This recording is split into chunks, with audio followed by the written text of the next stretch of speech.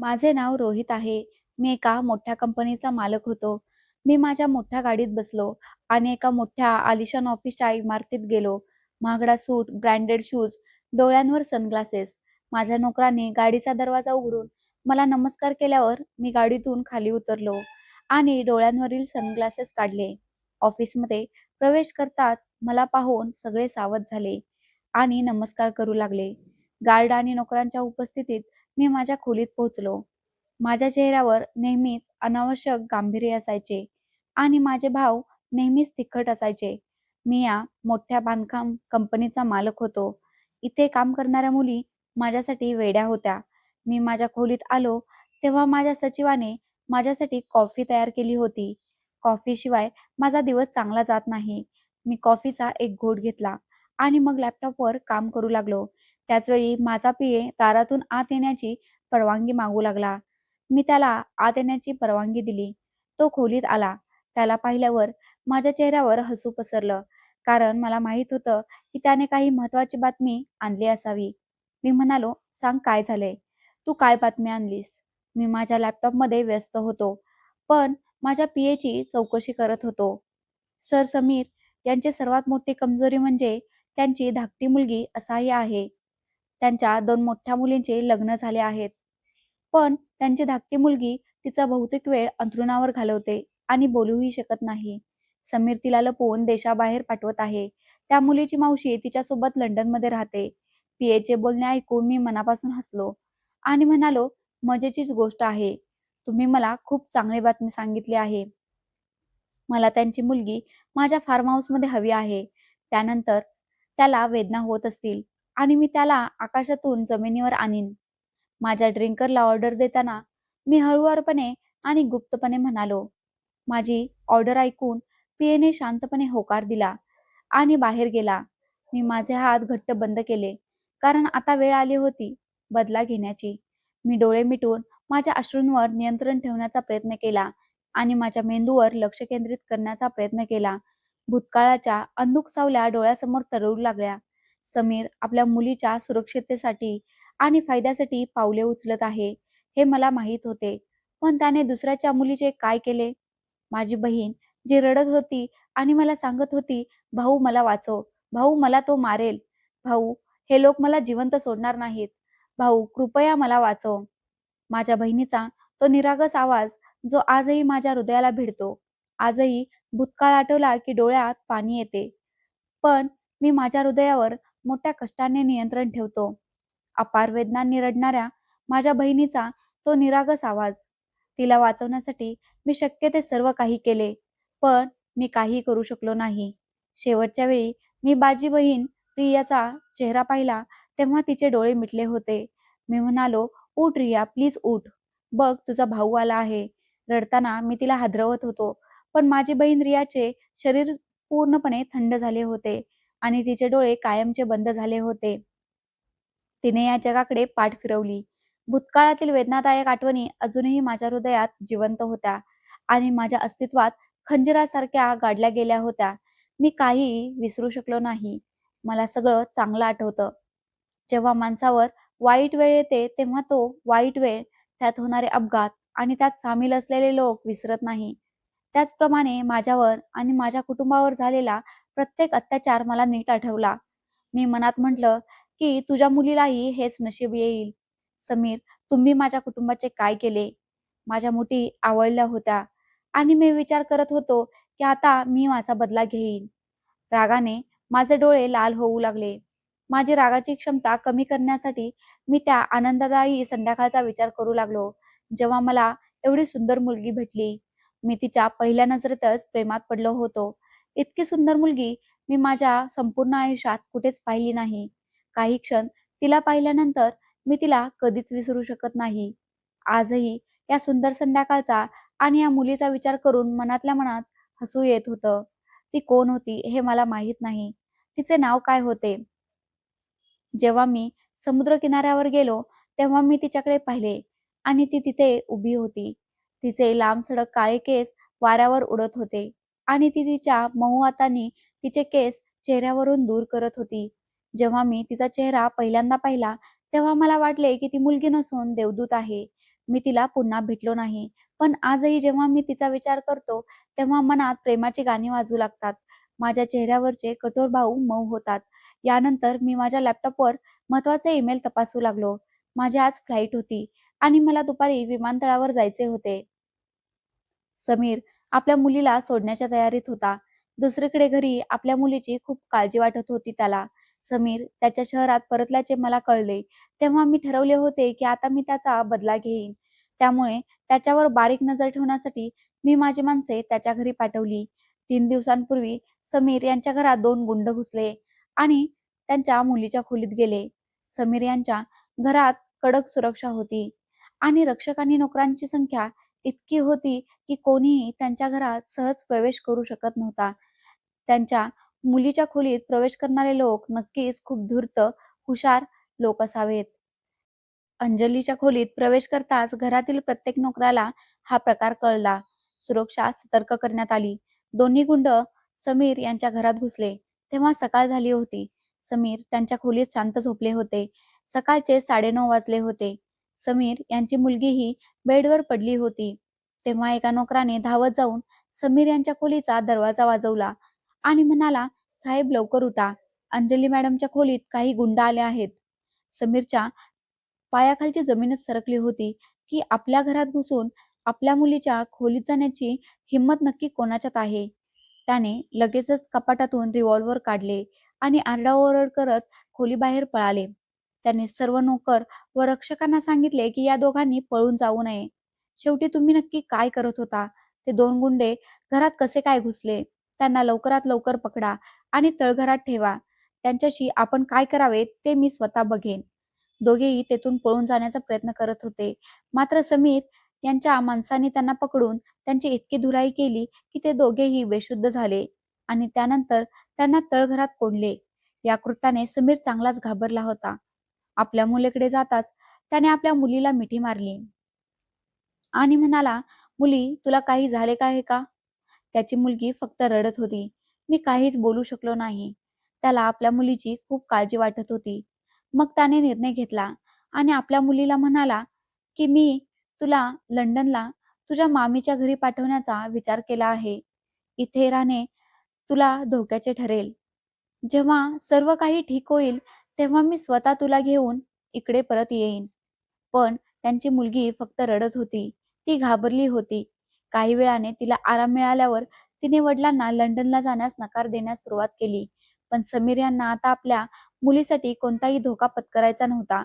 त्यांच्या घरी उपस्थित असलेल्या माझ्या माणसांनी मला माहिती दिली आणि सांगितले की समीर त्यांची मुलगी अंजलीवर खूप प्रेम करतो, जी असहाय्य आहे आणि बोलू शकत नाही.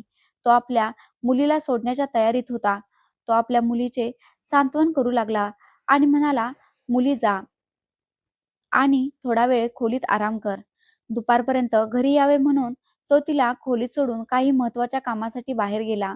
आता माझ्या माणसाने त्याचे काम केले होते. मला समीर यांची मुलगी अंजली हवी होती. माझ्याकडे एक खास माणूस होता, जो समीर यांचा गार्ड म्हणून काम करायचा आणि मला त्या ठिकाणाची प्रत्येक माहिती देत असे.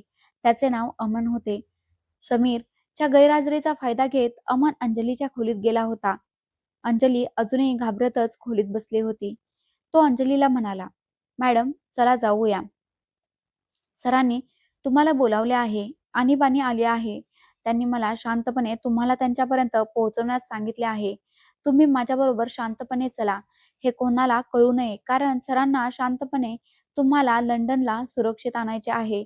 अमन अंजलीशी खोटे बोलत होता. अंजली आश्चर्यचकित झाली, अस्वस्थ झाली आणि या अवस्थेत ती अमनकडे काळजीपूर्वक पाहू लागली आणि मग वडिलांचा विचार करत ती तिथून उठली आणि अमनसोबत जाऊ लागली. कोणतीही शंका घेऊ नये म्हणून अमनने आधीच हुशारीने सीसीटीव्ही कॅमेरे बंद केले होते. अंजलीला घेऊन बंगल्यातून बाहेर पडताच त्याने आपल्या जोडीदाराला बंगल्यात मेसेज केला आणि कोणीही त्याच्यावर संशय घेऊ नये म्हणून सर्व कॅमेरे पुन्हा चालू केले. अंजली खूप अस्वस्थ होती आणि गाडीच्या सीटवर टेकून शांत बसली होती. बराच वेळ निघून गेल्यावर तिला अमनवर संशय येऊ लागला. अमनने एक झटका देऊन गाडी थांबवली आणि मग एक महत्वाचा फोन केला. त्यानंतर त्या फार्म हाऊसमधून 2 लठ्ठ मुले बाहेर आल्या. दोन्ही मुलींनी अंजलीला दाबले आणि तिला आत घेऊन जाऊ लागल्या. हे पाहून अंजलीला धक्काच बसला. तिने स्वतःला त्यांच्यापासून मुक्त करण्याचा प्रयत्न केला, पण तो अयशस्वी ठरला. त्यांच्या वागण्यावरून तिला कल्पना आली होती की ती कुठल्याच सुरक्षित ठिकाणी जात नाही आणि हीच ती जागा असू शकते जिथे तिच्या वडिलांनी तिला बोलवले होते. अमनने हुशारीने आपले काम केले आणि तो परत बंगल्यावर गेला. जणू काही झालेच नाही. समीर सायंकाळी येऊन आपल्या मुलीच्या खोलीत गेले असता ती तिथे गैरहजर असल्याचे पाहून त्यांना धक्काच बसला. तो ओरडला आणि म्हणाला, अंजली कुठे गेली? तिला शोधा. बघा नक्की ती कुठे आहे. त्याने सर्व नोकरांना आदेश दिला आणि मग संपूर्ण घराची झडती घेतली. पण कुठेही अंजलीचे चिन्ह दिसत नव्हते. मुलीची काळजी घेण्यासाठी त्याने आधीच आपल्या घराच्या सुरक्षेला सतर्क केले होते. पण आपल्या घरातील नोकर आपली काळजी घेण्याच्या नावाखाली आपल्या मुलीचे अपहरण करू शकतात हे त्याला फारसे माहीत नव्हते. मुलीसाठी संपूर्ण घर शोधले, पण मुलगी कोठेच नव्हती. अंजलीचा शोध घेण्यासाठी तो थरथरत्या पायांनी सीसीटीव्ही मॉनिटरिंग रूममध्ये गेला. मात्र दुपारी अर्धा तास संपूर्ण बंगल्यातील कॅमेराचे व्हिडिओ फुटेज नसल्यामुळे पाहून त्याला धक्काच बसला. तो डोके धरून बसला.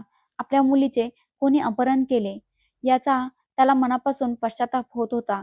आता त्याच्या मुलीचे काय होत असेल हे मला माहीत नाही.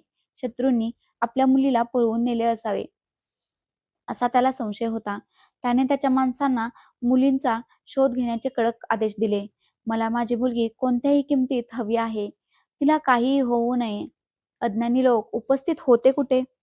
जेव्हा माझ्या मुलीचे दिवसाढवळ्या एका शत्रूने इतक्या कडक सुरक्षेत अपहरण केले होते.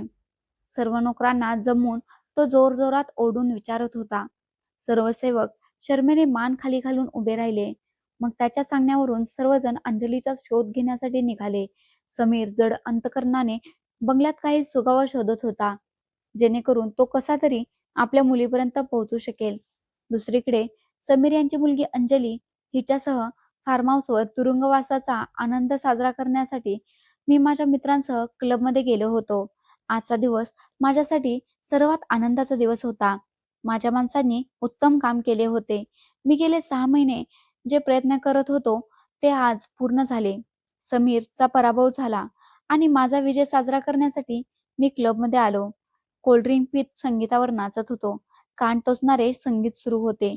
वर्तुळाकार आकारात माझ्या अस्तित्वावर रंगीबेरंगी दिवे चमकत होते. मला खूप आनंद झाला होता. आज पहिल्यांदा चेहऱ्यावर गांभीर्य आणि कडकपणा नसल्यासारखे वाटले. आज माझ्या चेहऱ्यावर आनंद आणि विजयाची चमक होती. हातात वाईनचा ग्लास घेऊन एक मुलगी माझ्याकडे लक्षपूर्वक पाहत होती. माझे व्यक्तिमत्व असे होते की मुलींनी मला एकदा पाहिले की त्या माझ्यापासून नजर हटवू शकत नाहीत. या मुलीने लाल रंगाचा ड्रेस घातला होता. तिचे केस उघडे होते आणि तिने स्मोकी आय मेकअप केला होता आणि खोल लाल लिपस्टिकने ती एखाद्या राज्याच्या सुंदर राजकुमारीसारखी दिसत होती. वाईनचा शेवटचा घोट घेत ती हळूच माझ्याकडे आली आणि म्हणाली, हँडसम, तू माझ्यासोबत डान्स करू शकतोस का? ती माझ्यासमोर हात पसरून म्हणाली. माझ्या आनंदात मला प्रत्येक गोष्ट करायची होती, ज्यामुळे मला आनंद आणि समाधान मिळेल. म्हणून मी नाचू इच्छिणाऱ्या या मुलीला सांगितले की मी नक्कीच तयार आहे. या मुलीचा कोमल आणि नाजूक हात मी पकडताच माझ्या अस्तित्वात एक विचित्र अस्वस्थता निर्माण होऊ लागली. ज्या मुलीवर मी अजूनही मनापासून प्रेम करतो, त्याच मुलीचा चेहरा माझ्या डोळ्यात दिसू लागला, ज्याचे चित्र अजूनही माझ्या डोळ्यात अडकले होते. मोठे काळे डोळे असलेली ती मुलगी, ती सुंदर संध्याकाळ, समुद्राचे सुंदर पाणी आणि त्या मुलीचा चेहरा माझ्या मनात येऊ लागला. मग मी मागे हटलो. मला तिच्याशिवाय इतर कोणत्याही मुलीशी जवळ येणं वाईट वाटू लागलं. मी एका झटक्याने त्या मुलीचा हात सोडला आणि माझ्या हृदयाची बदलती स्थिती नियंत्रित करत मी क्लबच्या बाहेर आलो आणि गाडीत बसलो आणि फार्म हाऊसच्या दिशेने निघालो. तर दुसरीकडे अंजली खोलीत असहाय्यपणे बसून अश्रू ढाळत होती. ती खूप घाबरली होती. मला अस्वस्थ वाटत होते. समीरचे सर्व सुख हिरावून घेतले आणि त्याची आजची व्यवस्था दयेला पात्र होती. क्लबमधून थेट फार्म हाऊसवर गेलो. मी माझ्या नोकरांकडून दिवसभराचा अहवाल घेतला होता आणि अंजलीला खोलीत कैद केल्याची बातमीही मिळाली होती. माझ्या चेहऱ्यावर विजयाचे हास्य पसरले. माझ्या नोकरांना काही महत्त्वाच्या सूचना देत असताना समीर यांची सर्वात लहान आणि सर्वात लाडकी मुलगी तुडवण्याच्या उद्देशाने मी त्या खोलीत गेलो होतो, जिथे तिला कैद करण्यात आले.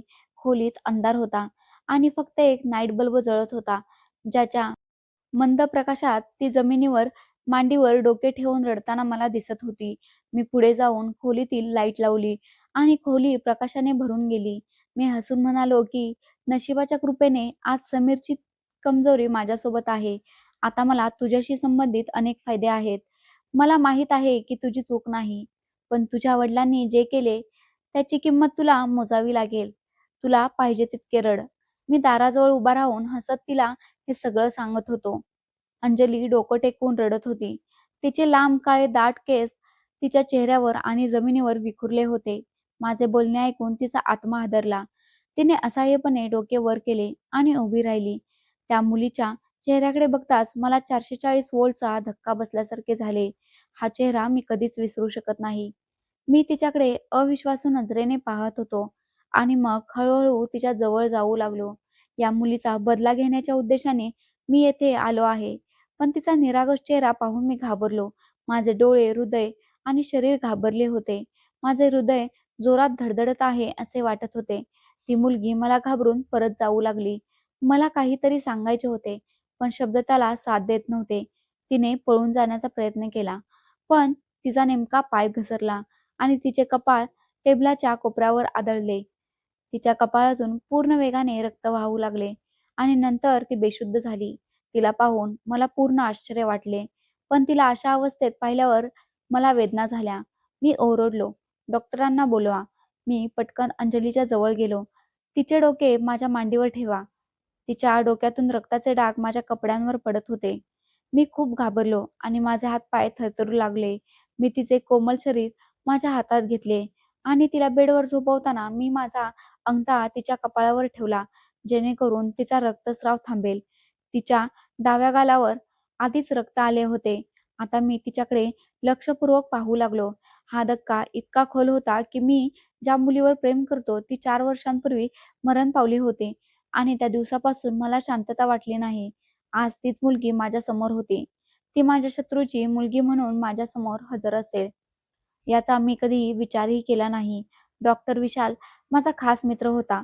काही वेळाने विशाल घरी आला. त्याने अंजलीच्या कपाळावर पट्टी बांधली होती आणि तिला इंजेक्शनही दिले होते. पण अजून तिला शुद्ध आलेली नव्हती. विशाल गेला होता, पण मी तिच्या जवळ बसलो होतो. तिच्या चेहऱ्याकडे पाहत होतो. अंजलीचा बदला घेण्यासाठी माझे मन मला फसवत होते. पण माझे मन मला पुन्हा पुन्हा थांबवत होते की मी हे सर्व करू शकत नाही. 4 वर्षांपूर्वी जेव्हा मी तिला पहिल्यांदा पाहिले, तेव्हा अंजली हे माझे प्रेम होते. मी 4 वर्षे तिच्या प्रेमात होतो. मला तिच्याबद्दल काहीच माहीत नव्हते. तिचे नावही मला माहीत नव्हते. 4 वर्षात मी देवाकडे फक्त प्रार्थना केली होती की मला ती मुलगी परत मिळावी. माझी प्रार्थना अशा प्रकारे पूर्ण होईल हे माझ्या विचारातही नव्हते. माझ्या मनावर आणि रागावर नियंत्रण ठेवण्यासाठी मी सिगारेट पेटवली आणि पिण्यास सुरुवात केली. सिगारेटचा धूर हवेत मिसळत होता आणि मी स्वतःशीच बोलत होतो की आज एकतर प्रेम जिंकेल किंवा माझा बदला घेईन. मी फासे उचलले आणि नीट निरखून बघितले आणि विचार करू लागलो. माझ्याकडे 2 पर्याय होते. अंजलीच्या प्रेमासाठी एकतर मी सर्वस्व सोडून द्यावे किंवा तिच्या वडिलांवर केलेल्या अत्याचाराचा बदला तिच्या इज्जतीला कलंकित करून घ्यावा. आता मला लवकरात लवकर निर्णय घ्यायचा होता. मी डोळे मिटून समीरने दिलेल्या जखमांचा विचार करू लागलो. मी एका श्रीमंत कुटुंबात वाढलो होतो, जिथे प्रत्येक जण माझ्यावर प्रेम करत होता. मला एक धाकटी बहीण रिया होती, जिच्यासाठी मी माझे आयुष्य वेचले आणि तिच्यासाठी प्रत्येक अडचणींचा सामना केला. त्या दिवसात रियाला एक भयानक स्वप्न पडले होते. ती म्हणाली, "भाऊ, मला खूप भीती वाटते. बाबांच्या शत्रूंनी आम्हाला धमकावले आहे." माझ्या वडिलांचे समीर यांच्या कुटुंबाशी लहानपणापासूनच वैर होते. जमिनीचा ताबा आणि छोट्या छोट्या गोष्टींवरून नेहमीच वाद होत होते. मात्र यावेळी समीर याने घरात घुसून माझ्या वडिलांना धमकावले. तेव्हापासून माझी बहीण खूप घाबरली होती. ती मला म्हणाली, "भाऊ, त्या लोकांनी खरोखरच आम्हाला मारलं तर?" ती घाबरली होती आणि मला प्रश्न विचारत होती. समीर यांच्या कुटुंबाशी आमचे अनेक वर्षांपासूनचे वैर होते आणि ते माझ्या वडिलांचे व्यावसायिक शत्रूही होते. समीरला माझ्या वडिलांचा आणि आमच्या संपूर्ण कुटुंबाचा खूप हेवा वाटत होता. मी माझी बहीण रिया हिचे सांत्वन केले आणि सांगितले की मी तुझ्यासोबत आहे. तुला काळजी करण्याची काहीच गरज नाही. हे 12 वर्षांचे वैर आहे. मी माझ्या बहिणीला सांगितले की मी तुला काहीही होऊ देणार नाही. तो तुझे काहीही नुकसान करू शकणार नाही. मी बहिणीला मिठी मारली आणि कडक शब्दात म्हणालो, पण मला माहीत नव्हते की या गोष्टी फक्त दिलासा म्हणून राहतील. हिवाळ्यातील थंडीची रात्र होती. संपूर्ण परिसर अंधारात बुडाला होता. काही कारणास्तव दिवे गेले होते आणि जनरेटरही काम करत नव्हता. पप्पांनी पटकन UPS चालू केला. रियाचे हृदय वेगाने धडधडत होते. काहीतरी वाईट घडण्याची तिला काळजी वाटत होती. ती खूप घाबरली होती. संपूर्ण घरात फक्त 2च दिवे चालू होते. बाकी घर अंधारात आच्छादलेले होते. हा अंधार माझ्या बहिणीला घाबरवत होता. यावेळी दरवाजाची बेल वाजली आणि दरवाजा उघडताच समीर आपल्या माणसांसह घरात शिरला. ती रात्र माझ्यावर भारी पडली. समीरच्या माणसांनी माझ्या आईला आधी गोळ्या घातल्या. मी माझ्या आईच्या नकळत अस्तित्वाकडे वेदनेने धावलो. तिचे रक्त वेगाने वाहत होते. माझ्या वडिलांनी त्यांच्यावर हल्ला करू नये म्हणून त्या लोकांनी माझ्या वडिलांना घट्ट पकडले होते. माझे वडील काही करू शकत नव्हते. ते मला सोडण्यासाठी जोरात ओरडत होते. दुसऱ्या बाजूला मलाही एका माणसाने घट्ट पकडले होते. पण आमच्या मदतीला कोणीच येत नव्हते. आमचा आलिशान बंगला एका निर्जन भागात होता. माझ्या वडिलांनी स्वतःच्या आवडीचे हे घर शांत परिसरात बांधले होते, जिथे शहरातून आवाज येत नव्हता. आणि आता त्यांचा हा छंद त्यांना जीव गमवावा लागणार होता. एका माणसाने माझ्या बहिणीला पकडले आणि 2 लोकांनी तिला खोलीत ओढले. त्यावेळी माझी बहीण फक्त 15 वर्षांची होती. त्यांनी तिला एका खोलीत नेले. मी बहिणीला वाचवण्यासाठी तिच्याकडे धाव घेतली. त्यांनी दरवाजा आतून बंद केला होता. तेवढ्यात समीर बोलत असल्याचा आवाज आला. चांगले केले. आज त्यांना फक्त दुःख आणि वेदना द्यायच्या आहेत. त्यांना जिवंत सोडू नका. प्रत्येकाला मारून टाका. आणि ही मुलगी पण. समीर यांनी आपल्या माणसांना दबक्या आवाजात सांगितले होते.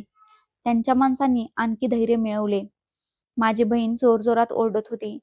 भाऊ मला वाचव. मला भीती वाटते. भाऊ हे लोक माझ्यावर अन्याय करत आहेत. भाऊ मला वाचव. पण एका माणसाने मला इतके घट्ट पकडून ठेवले होते की मला पुढे जाता येत नव्हते. मी माझ्या बहिणीला सोडण्यासाठी जोरात ओरडत होतो. माझ्या डोळ्यात अश्रू आले. मी सध्या 25 वर्षांचा आहे, पण त्यावेळी मी 17 वर्षांचा होतो. सर्व काही माझ्या डोळ्यासमोर घडले. माझी बहीण ओरडत राहिली, पण मी काही करू शकलो नाही. ती पुन्हा पुन्हा ओरडत राहिली, भाऊ, हे लोक मला मारतील. मला वाचवा. पण मी असहाय्य होतो. मी दार जोरात वाजवत होतो. अगदी खिडकीपर्यंत पोहोचण्याचा प्रयत्न करत होतो. पण मला पकडणारा माणूस मला हलायलाही वेळ देत नव्हता. मी माझी काही धूर्तता दाखवली आणि त्या माणसाच्या हातावर माझे दात घासले. तिने मला दुःखात सोडले. टेबलावर ठेवलेले फ्लॉवर पॉट उचलून समीर यांच्या दिशेने फेकले आणि त्यांच्या माणसांवरही हल्ला करण्याचा प्रयत्न केला, ज्याने माझ्या वडिलांना धरले. समीर माझ्या जवळ आला आणि मला जोरात ढकलले. मी दूर जमिनीवर जागा झालो. माझी पाठ खूप दुखायला लागली. माझ्या बहिणीच्या ओरडण्याचा आवाज थांबला होता. त्या 2 नराधमांनी माझ्या बहिणीच्या इज्जतीला कलंक लावला आणि तिची हत्या केली. माझ्या बहिणीचे डोळे मिटले होते आणि तिचे अस्तित्व असहाय्य झाले होते. माझे बाबा खाली ओरडत होते. त्या क्रूर लोकांनी त्यांना गोळ्या घातल्या. मी मोठ्याने रडत होतो आणि माझ्या बहिणीला ओरडत होतो, रिया उठ, डोळे उघड. प्लीज रिया उठ. तेव्हा मी माझ्या वडिलांवर गोळ्या झाडल्याचा आवाज ऐकला आणि मग मला जाणवले की गोळी माझ्या अस्तित्वात आहे. माझ्या शरीरात एक वेदनादायक, धोकादायक, असह्य अशी लाट उसळू लागली आणि मी डोळे मिटून जमिनीवर पडलो.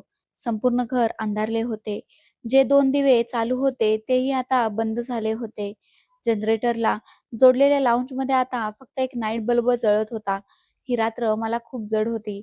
आम्ही चौघेही आमच्या जाणीवा अनोळखी झालो होतो. माझ्या कुटुंबातील प्रत्येक सदस्यासाठी ती रात्र कशी असेल याचा कोणीही अंदाज लावू शकत नाही.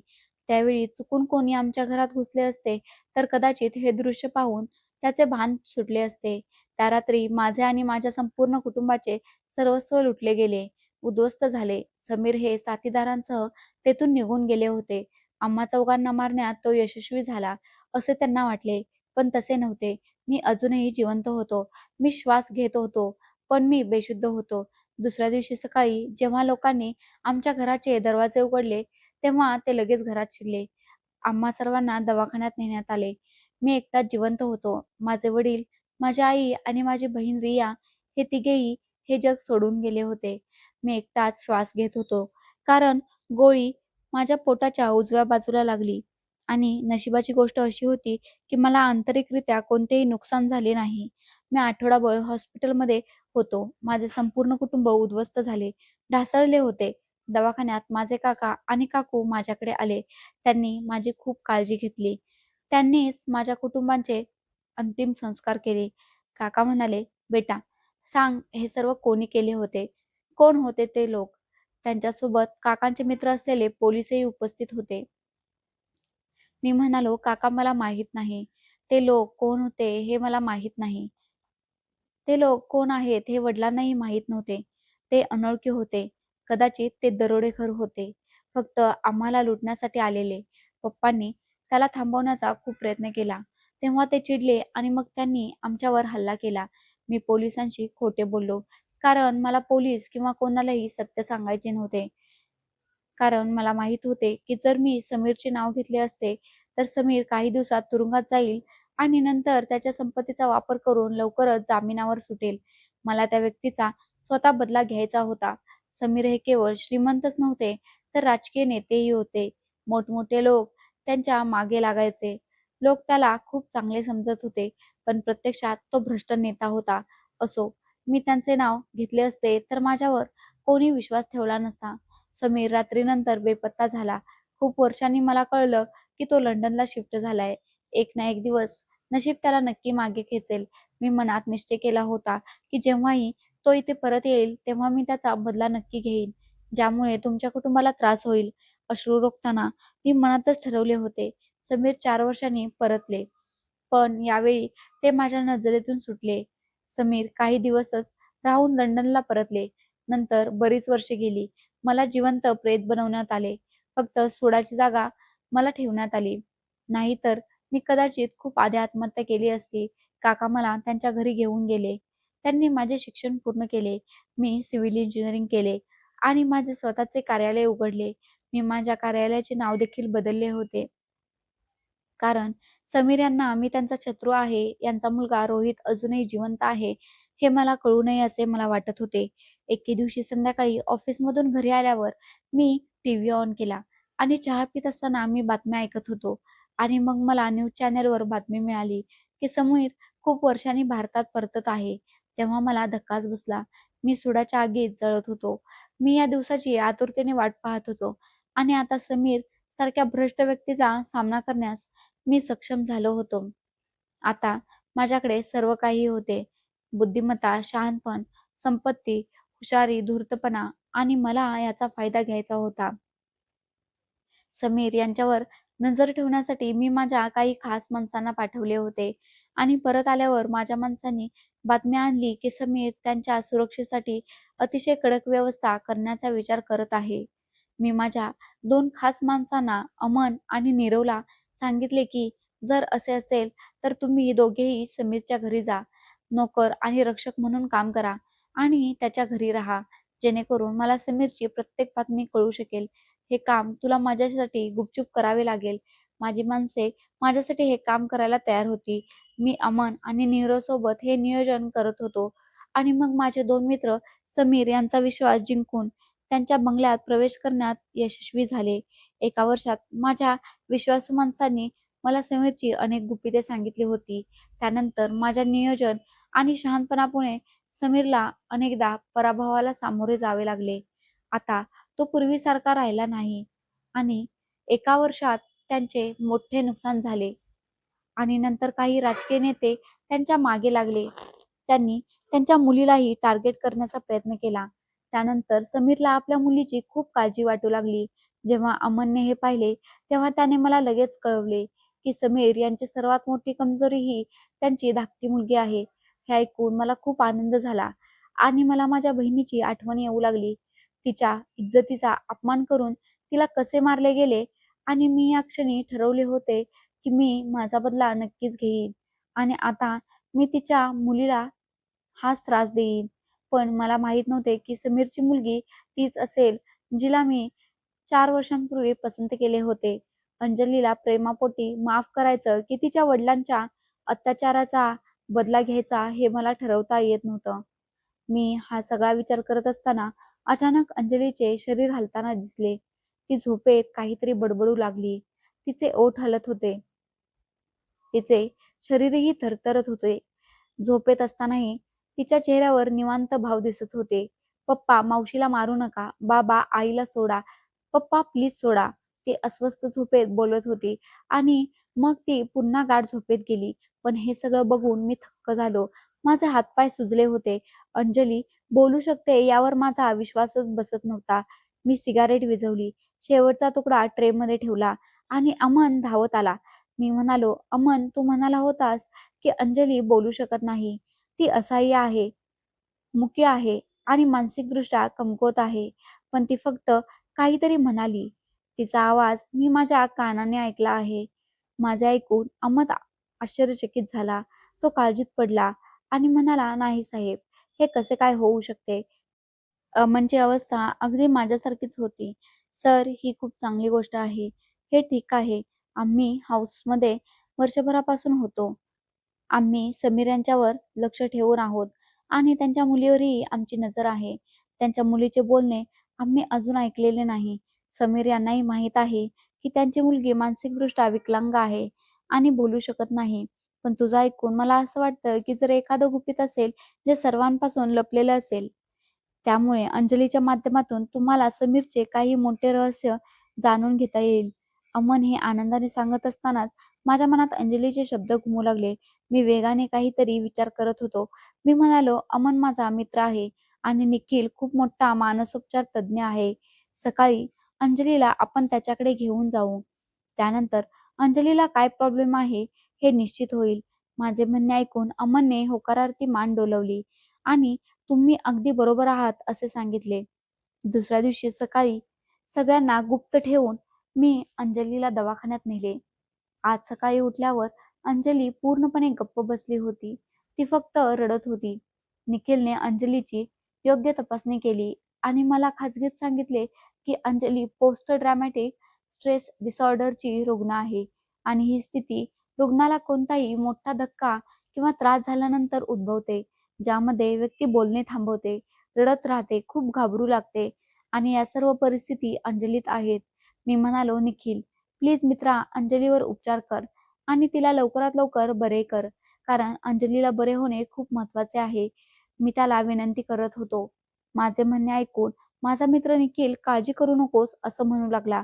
"मी तुला मदत करण्यास तयार आहे. रुग्ण बरा होईल. तू काळजी करू नको. सध्या मी अंजलीला औषध लिहून दिले आहे. ते वेळेवर देत राहा आणि उद्या उपचारासाठी घेऊन ये." मी माझ्या मित्राचे आभार मानले आणि शांतपणे अंजलीला घेऊन फार्मासवर परतलो. अंजली मला घाबरून शांतपणे एका कोपऱ्यात लपून बसली. मी हळूच तिच्याकडे हळूवार नजरेने पाहू लागलो. मला अंजलीचा छळ करायचा नव्हता. उलट अंजलीच्या माध्यमातून मी माझ्या शत्रूचा बदला घेऊ शकतो असे मला वाटले. मी त्याला दुखवू शकतो. मी मोलकरणी मागत जेवण मागवले आणि अंजलीला हात धरून बसवले. अंजलीला खूप भूक लागली होती. जेवण बघताच ती डोळ्यात पाणी आणून खायला लागली. तिच्या तोंडातून एकही शब्द निघत नव्हता. यानंतर मी तिला औषध दिले, जे अंजलीने शांतपणे खाल्ले. मी म्हणालो, "अंजली." तिने माझ्याकडे आश्चर्याने बघितले. मी तिला विचारले, "मी काय बोलतोय हे तुला समजत आहे का?" ती माझ्याकडे बघत होती, पण तिच्याकडून अजून काही प्रतिसाद आला नव्हता. ती मला फक्त जिवंत मृतदेहासारखी वाटत होती. तर समीर यांना डोकेदुखीचा त्रास होत होता. 3 दिवस झाले होते. त्यांची मुलगी बेपत्ता होती. तो गुपचूप आपल्या मुलीचा शोध घेत होता. त्यांनी ना पोलिसांची मदत घेतली, ना मीडियाची. ही बातमी पसरू नये असे त्याला वाटत होते, कारण त्यामुळे त्याचे शत्रू आणखी शक्तिशाली होऊ शकतात. त्यामुळे तो शांतपणे काम करत होता. एका बैठकीसाठी त्यांना आज अर्जेंटिना आणि अमेरिकेला रवाना होणार होते. चाकरमान्यांना सूचना देऊन ते उड्डाणाच्या आधी विमानतळाकडे रवाना झाले होते. निघण्यापूर्वी नोकरांना अंजलीबद्दलचे तासाभराचे रिपोर्ट्स द्यायला सांगायला तो विसरला नव्हता. मी अंजलीला अतिशय सौम्यपणे वागवले. मी तिची स्थिती सर्व प्रकारे काळजी घेण्याचा प्रयत्न करत होतो. माझ्या प्रयत्नानंतर मला अंजलीत खूप बदल जाणवू लागला. माझ्या बोलण्याला ती सहज उत्तरे देत होती आणि आज तिने मला विचारलेही, "तू कोण आहेस?" मी तिला सांगितले, "अंजली, मी तुझा खूप चांगला मित्र आहे, जो मित्र फक्त तुझी काळजी घेईल. मला सांग, तुझा माझ्यावर विश्वास आहे का?" मी तिच्याशी अगदी हळुवारपणे बोलायचो. तिच्याशी खूप चांगले वागायचो. त्यामुळे ती हळूहळू मला ओळखू लागली आणि मला घाबरणे तिने सोडून दिले. अंजलीने निरागसपणे मान हलवत माझ्या प्रश्नाचं उत्तर दिलं. माझ्या चेहऱ्यावर हास्य पसरले. ती जितकी सुंदर होती, तितकीच ती निरागस आणि गोंडस होती. मी तिला रोज थेरपीसाठी घेऊन जायचो. दुसरीकडे समीर अमेरिकेतून परतल्यावर मी वेष धारण करून समीरच्या हॉटेलमधील बेकायदेशीर कामांची माहिती पोलिसांना दिली. यानंतर पोलिसांनी त्याच्या हॉटेलवर छापा टाकून त्याला अटक केली. त्याने खोटे स्पष्टीकरण देण्यास सुरुवात केली आणि या प्रक्रियेत आपल्या मुलीला विसरून त्याने तुरुंगातून बाहेर पडण्याची योजना आखली. 2 दिवसानंतर त्याची तुरुंगातून सुटका झाली. पण संपूर्ण सोशल मीडियावर त्याच्या विरोधात एक ट्रेंड सुरू झाला होता. प्रत्येकजण त्याच्याबद्दल वाईट बोलत होता. याशिवाय अंजली बेपत्ता झाल्याच्या बातम्याही गाजू लागल्या. समीर जवळच्या मित्रांनाही तिच्यापासून अंतर ठेवले होते आणि सगळे त्याला वाईट म्हणत होते. हे सर्व पाहून समीर डिप्रेशनमध्ये गेला. त्याचा रक्तदाब जास्त होता. त्याच्या नाकातून रक्त येत होते. तेव्हा त्यांचा एक जुना नोकर म्हणाला, "साहेब, काही दिवसांसाठी देशाबाहेर जा. हे प्रकरण थंड झाल्यावर परत या." समीर म्हणाले की तुमचे म्हणणे बरोबर आहे. मी उद्याच दुबईचे तिकीट बुक करेन. मी गेल्यानंतर माझ्यावर खोटा आरोप झाल्याची बातमी पसरवा. ती सर्व बेकायदेशीर कृत्ये माझ्या काही शत्रूने मला अडकवण्यासाठी केली होती आणि माझ्यावर आरोप केल्यामुळे माझी प्रकृती खालावली आणि डॉक्टरांनी मला उपचारासाठी दुबईला पाठवले आहे. याशिवाय 1 कोटी रुपये गरीब लोकांमध्ये माझ्या नावाने वाटून द्या, जेणेकरून माझा पुन्हा सन्मान होईल. जे माझे शत्रू आहेत त्यांनी मला पुन्हा चांगले समजून अंजलीला शोधण्याचा प्रयत्न करावा. ब्लड प्रेशरच्या गोळ्या घेताना तो सर्व काही समजावून सांगत होता. दुसऱ्याच दिवशी तो दुबईला गेला. 3 महिन्यांच्या सततच्या प्रयत्नानंतर अंजली नॉर्मल झाली होती आणि त्या दिवशी मी ठरवलं होतं की मी अंजलीला सगळं खरं सांगेन. मी तिच्या जवळ गेलो आणि म्हणालो, "अंजली, मला तुझ्याशी महत्त्वाचे बोलायचे आहे. मग सत्य जाणून घेतल्यानंतर तू मला मदत करशील काय?" मी तिच्या डोळ्यात बघून विचारू लागलो. तर अंजलीने माझा हात पकडला आणि म्हणाली, की "तू मला नवीन आयुष्य दिले आहेस. रोहित, मी तुझ्यासाठी सर्व काही करेन." तिच्या ओठातून हे ऐकून माझ्या ओठांवर हसू पसरलं. मी एक दीर्घ श्वास घेतला आणि तिला तिच्या वडिलांबद्दलची सत्यता सांगितली आणि त्यांनी माझ्या आणि माझ्या कुटुंबासाठी खूप वर्षांपूर्वी काय केले होते, हे सर्व ऐकून अंजलीच्या मनात चक्रावून गेले. तिला 8 वर्षांपूर्वीची ती रात्र आठवली आणि डोकं धरून बसली. माझ्या छातीवर डोके ठेवून ती बेहोश झाली. तिला अशा अवस्थेत पाहून माझे हातपाय सुजले. तिचा फिकट रंग पाहून हे वास्तव कळल्यावर अंजलीला पुन्हा धक्का बसेल अशी भीती वाटली. मी माझे डोके धरले. हे सर्व अंजलीला सांगून मी खूप मोठी चूक केली असे मला वाटले. थरथरत्या हातांनी मी अंजलीला गाडीत बसवले आणि डॉक्टर निखिलच्या हॉस्पिटलमध्ये गेलो. मी कॉरिडॉरमध्ये फिरत असताना अंजलीसाठी प्रार्थना करत राहिलो. काही वेळाने डॉक्टर निखिलने मला वॉर्डमध्ये बोलावून सांत्वन केले आणि सांगितले की अंजली एकदम बरी आहे. अशक्तपणामुळे त्याचा रक्तदाब कमी झाला होता. त्यामुळे बेशुद्ध पडण्याची स्थिती निर्माण झाली होती. अंजलीला ठिबकवर ठेवले. त्यानंतर तिची प्रकृती पूर्णपणे बरी झाली होती. डॉक्टर निखिलने मला सांगितले की अंजलीला आज रात्री हॉस्पिटलमध्ये राहावे लागेल. अंजली आजच घरी जायची यावर ठाम होती. मी म्हणालो, "प्लीज अंजली, तुझ्या तब्येतीचा प्रश्न आहे. आज रात्री माझ्यासाठी इथेच थांब. मी पण तुझ्यासोबत आहे." मी तिच्या निरागस चेहऱ्याकडे बघत बोलत होतो, पण ती नकारात डोकं हलवत राहिली, रडत राहिली आणि आग्रह करत होती की तिला माझ्यासोबत घरी जावं लागेल. तिच्या आग्रहापुढे मी हतबल झालो आणि तिला घरी घेऊन जायला तयार झालो. घरी पोहोचल्यावर मी मोलकरणीला तिच्यासाठी दूध तयार करण्यास सांगितले आणि तिच्यासाठी औषध आणले. आत्तापर्यंत आम्ही दोघे फक्त फार्म हाऊसमध्येच होतो. अंजलीने औषध घेतल्यावर मी सुटकेचा निश्वास सोडला. तिला आता बरे वाटत होते. ती माझ्याकडे पाहून म्हणाली, "रोहित, मला तुझ्या माझ्या वडिलांबद्दल सांगायचे आहे. माझं आयुष्य बदलून गेलेल्या अपघाताबद्दल आणि मला माहीत आहे, की माझे वडील खूप क्रूर आहेत, ज्यांना शिक्षा झाली पाहिजे. मी तिच्याकडे गंभीरपणे पाहू लागलो, पण मी तिची संपूर्ण गोष्ट ऐकायला तयार होतो. अंजलीने हिंमत एकवटली आणि सांगायला सुरुवात केली. मी तिचा थरथरत हात धरला. तिने सांगितले, की माझ्या वडिलांनी लहानपणी एका गरीब कुटुंबात डोळे उघडले होते आणि त्यांच्या जीवनाचे एकच ध्येय होते. त्यांना खूप पैसे कमवायचे होते. लहानपणापासूनच आपल्या हेतूसाठी वैध-अवैध काम करायला तयार असायचे. ते बेकायदेशीर काम करण्यासाठी मित्रांसह टोळीत सामील झाले, जिथे त्यांना त्या मोबदल्यात पैसे मिळत असत. यानंतर ते सर्व व्यावसायिकपणे करू लागले. त्यांनी आपल्या व्यवसायाचा पाया रचला आणि त्या टोळीशी संबंध जोडले. व्यवसायाच्या जगात प्रवेश केल्यानंतरही त्यांनी 2 नंबरची कामे करणे सोडले नाही. प्रत्येक माणसाला यशात मागे टाकण्याचे त्यांचे स्वप्न होते. मित्रांमुळे त्यांनी राजकारणातही भरपूर पैसा गुंतवला. अशा प्रकारे त्यांनी समाजात नाव कमावले. जिथे सगळं त्यांच्याकडे आदराने बघत होते, पण तो माणूस आतून किती फसवा आणि भ्रष्ट होता हे कोणालाच माहिती नव्हते. त्यांचं लग्नही एका श्रीमंत स्त्रीशी झालं होतं. त्यानंतर त्यांच्या घरी माझ्या मोठ्या बहिणीचा जन्म झाला आणि त्यानंतर फक्त 1 वर्षानंतर माझा जन्म झाला. ज्यांचे दोन्ही मुलीवर खूप प्रेम होते. पण एका रात्री जे घडले ते त्यांच्या मनातही नव्हते. त्यांनी एका प्रसिद्ध राजकारण्याची हत्या केली होती आणि तो प्रसिद्ध राजकारणी दुसरा-तिसरा कोणी नसून त्यांच्या पत्नीचा भाऊ होता. माझ्या आईने त्यांच्या तोंडून हे सर्व गुपचूप ऐकले. तेव्हा तिच्या नवऱ्याबद्दलचे सत्य आणि ती किती फसवे आहेत हे समजल्यावर तिच्या पायाखालची तर जमीनच सरकली. तिचे हृदय तुटले.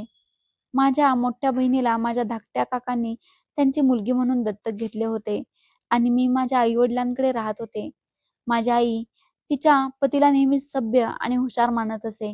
एके दिवशी माझ्या आईने माझ्या वडिलांना भेटून सांगितले, की "तू इतका लोभी आणि कपटी माणूस आहेस. मी कधी विचारही केला नाही. मी तुझा खरा चेहरा जगासमोर आणला तर सगळे तुझ्यावर थुंकतील." माझी आई रडली आणि माझ्या वडिलांशी बोलली. मग माझी मावशी पण तेथे आली आणि मावशी पण माझ्या बाबांचा तिरस्कार करू लागली. माझी आई पोलिसात जाण्याचे बोलत होती आणि जेव्हा माझ्या वडिलांनी तिला थांबवण्याचा प्रयत्न केला, तेव्हा त्या दोघीही सर्वांना सत्य सांगण्यावर ठाम होत्या. पण माझ्या वडिलांनी हे होऊ दिले नाही. त्यांचे कृत्य खूप क्रूर बनले होते. सैतानाने त्यांचा ताबा घेतला होता. ते अगदी विचित्र वागले होते. त्यांनी स्वतःच्या पत्नीवर हल्ला करून तिची हत्या करण्यास सुरुवात केली. बहिणीला वाचवण्यासाठी मावशीही त्यांचा बळी ठरली. मी त्यावेळी लहान होते. खोलीच्या दारात उभी राहून हे सर्व स्वतःच्या डोळ्यांनी पाहत होते. मी खोलीत जाऊन वडिलांना थांबवण्याचा प्रयत्न केला, पण माझ्या वडिलांना भूतबाधा झाली होती. त्यांचे सत्य कोणाला कळू नये म्हणून त्यांनी आपल्या पत्नीची आणि तिच्या बहिणीची हत्या केली. मला याचा मोठा धक्का बसला आणि मी बेशुद्ध पडले आणि जेव्हा मला शुद्ध आली तेव्हा सर्व काही बदलले होते. मला ना बोलता येत होतं, ना हसता येत होतं. मी फक्त रडत राहिले. त्यांनी पत्नी आणि तिच्या बहिणीची हत्या केली. पण त्यांची पहिली हत्या कोणती? आजच्या आधी त्यांनी अनेकांना मारले होते, फक्त आपल्या फायद्यासाठी. अंजलीने माझ्याकडे पाहिलं आणि म्हणाली, "रोहित, माझ्या वडिलांनी माझ्या मामा आणि मावशीलाही मारलं. तो एक अतिशय क्रूर व्यक्ती आहे. कृपया त्यांना शिक्षा कर." मी मानसिकदृष्ट्या सामान्य नसल्यामुळे आजपर्यंत मी त्यांच्यासोबत होते. जर मी बरी झाले असते, तर मी कधीच त्यांच्यासोबत नसते. मी त्यांचा खूप तिरस्कार करते. प्लीज रोहित, मला सोडून जाऊ नकोस, नाहीतर मी मरेन. मला मिठी मारताना तिने हे शब्द सांगितले. माझ्या डोळ्यातून अश्रू वाहत होते. थरथरत्या हाताने मी तिला मिठी मारली आणि मग मला वाटले की ही देवाची कृपा आहे. त्या रात्री मी रागाच्या भरात अंजलीची इज्जत लुटली नाही. मी जर हे सर्व केले असते तर मला खूप वेदना झाल्या असत्या आणि अंजलीच्या हृदयातील वेदना सुद्धा तशाच होत्या. मला आठवलं 4 वर्षांपूर्वीची ती संध्याकाळ अंजलीच्या डोळ्यात का उदास आणि उजाड होती. ती म्हणाली, "रोहित, मला तुझ्याशी लग्न करायचे आहे." अंजलीने तिची इच्छा व्यक्त केली होती आणि मी आधीच तिच्या प्रेमात होतो. माझ्या संमतीनंतर आम्ही दोघांनी लग्न केले. आज अमनने मला कळवले की समीर भारतात परत का येत आहेत, कारण त्यांची आज कोर्टात हजेरी आहे. माझ्या चेहऱ्यावर हसू पसरले, कारण आता माझा उद्देश पूर्ण होणार होता. मी अंजलीला म्हणालो, "उद्याचा दिवस आमच्या विजयाचा आहे. उद्या तुम्हाला आणि मला कोर्टात जाऊन समीरचे सत्य सर्वांसमोर आणायचे आहे." मी अंजलीला समजावू लागलो आणि म्हणालो, की समीर भारतात परतताच त्याला अटक करण्यात यावी. त्याला न्यायालयात हजर करण्यात आले. जेव्हा त्याने आपल्याच मुलीला एका मुलासह समोर पाहिले, तेव्हा त्याला धक्काच बसला. मी त्यांच्या समोर गेलो आणि म्हणालो, की समीर साहेबांनी मला ओळखले. "अरे, मला माफ करा, पण मी रोहित आहे. ते माझे सासरे आहेत. दिनेश यांचा मुलगा आणि तुमच्या मुलीचा नवरा." हसत-हसत मी त्यांची ओळख करून देत होतो. हे सर्व ऐकून समीरला तर धक्काच बसला. त्यांना जोरदार धक्का बसला. समीर यांच्या विरोधात मी जे काही पुरावे गोळा केले होते, ते मी न्यायालयासमोर ठेवले. साक्षीदारही उपस्थित होते. अंजलीने रडत-रडत तिच्या वडिलांबद्दलची संपूर्ण हकीकत सांगितली. त्यांनी तिच्या आईला आणि तिच्या मावशीला कसे मारले आणि त्यांनी माझ्या कुटुंबाला कसे मारले याबद्दल मी माझे म्हणणेही सांगितले. समीर यांनी हे सर्व खोटे असल्याची ओरड केली. ते सर्व खोटे बोलत आहेत. माझ्या मुलीला फसवले गेले आहे. मी निर्दोष आहे. तो स्तब्ध भाषेत बोलत होता. तो खोटे बोलत असल्याचे त्याच्या बोलण्यातून स्पष्ट होत होते. मी पुरावे सादर केले होते, ज्यावरून हे स्पष्ट झाले होते, की समीरने आजपर्यंत जे काही केले ते स्वतःच्या फायद्यासाठी होते आणि तेथे उपस्थित असलेले लोक त्यांच्या अत्याचाराचे लक्ष्य बनले होते. समीरची ओळख आणि वास्तव आता सर्वांसमोर आले होते आणि त्याला जन्मठेपेची शिक्षा झाली होती आणि यावेळी त्याच्या पैशाची आणि संपत्तीची कोणतीही रक्कम त्याला वाचवू शकली नाही. अंजलीने रडत मला मिठी मारली. आम्हा दोघांनाही आमची व्यथा आठवत होती. मी म्हणालो, "अंजली, रडणे थांबव. समीरला शिक्षा झाली आहे आणि मग देव त्याच्या कोर्टात त्याला नक्कीच शिक्षा देईल." अंजलीने डोळ्यातील अश्रू पुसले आणि म्हणाली, "प्लीज रोहित, मला घरी घेऊन चल." ती मला विनंती करत होती आणि त्या दिवशी मी अंजलीला फार्म हाऊसमध्ये नाही, तर माझ्या घरी आणले होते आणि मग मी आदरपूर्वक तिची ओळख माझ्या मामा आणि मावशीशी करून दिली. तर दुसरीकडे समीर तुरुंगात ओरडून विनंती करत होता. पण आता त्याची विनवणी किंवा आरडाओरडा कोणी ऐकणारे नव्हते. त्याने खूप मोठा गुन्हा केला होता. तो तुरुंगात एकटाच होता, जिथे कोणत्याही प्रकारचा प्रकाश पोहोचत नव्हता. त्याची सर्व मालमत्ता आणि मौल्यवान वस्तू सरकारने जप्त केल्या आणि तो तुरुंगात एकटाच राहिला. एकटेपणाने त्याला वेड लावले. दिवस, आठवडे, महिने आणि वर्षे गेली आणि या एकटेपणात तो मानसिक रुग्ण झाला. ही शिक्षा खूप धोकादायक होती, की त्याला आयुष्यभर असहाय्यतेचे जीवन जगावे लागले. मी अजूनही माझ्या पत्नीसोबत खूप आनंदी आहे आणि आता आम्हाला ती जुनी वेळ कधीच आठवत नाही. आपल्या नवीन जीवनाकडे वाटचाल करत आहोत. मित्रांनो, मला आशा आहे की तुम्हाला आमची कथा आवडली असेल. कथा आवडली असेल तर व्हिडिओला लाईक करा. जर तुम्ही चॅनेलवर नवीन असाल तर चॅनेलला सबस्क्राईब करा आणि हो, नोटिफिकेशन बेल दाबा, जेणेकरून तुम्हाला पुढील अपडेट आधी मिळतील. धन्यवाद.